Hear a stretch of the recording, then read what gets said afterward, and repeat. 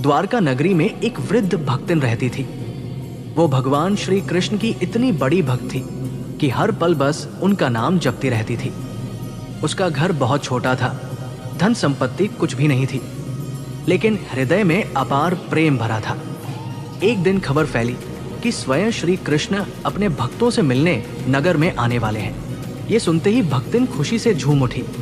उसने सोचा, आज मेरे प्रभु मेरे घर आएंगे, मैं उन्हें अपने हाथों से भोजन कराऊंगी। लेकिन उसके घर में खाने के लिए केवल कुछ केले थे। उसने वही केले साफ किए और प्रभु के इंतजार में बैठ गई। थोड़ी देर बाद अचानक दरवाजे पर दस्तक हुई।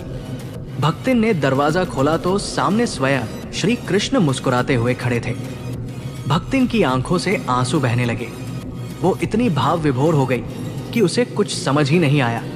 वो जल्दी जल्दी केले छीलकर भगवान को खिलाने लगी, लेकिन प्रेम में इतनी डूब गई कि उसे ये भी ध्यान नहीं रहा कि वो फल फेंक रही है और केले के छिलके श्री कृष्ण को खिला रही है।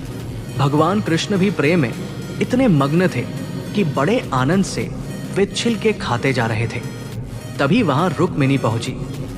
उन्होंने देखा कि भक्तिन गलती से केले के छिलके खिला रही है और फल फेंक रही है। वे तुरंत बोली, माता, आप क्या कर रही हैं? भक्तिन का ध्यान टूटा। उसने देखा कि उसने प्रभु को केले नहीं बल्कि छिलके खिला दिए। वो डर से कांपने लगी और रोते हुए बोली, प्रभु, मुझसे बहुत बड़ी भूल हो गई। लेकिन तभी श्री कृष्ण मुस्कुराए और बोले, माता, आज तक मैंने इतने स्वादिष्ट भोजन कभी नहीं खाए, क्योंकि इनमें फल का स्वाद नहीं, तुम्हारे प्रेम और भक्ति का अमृत मिला है।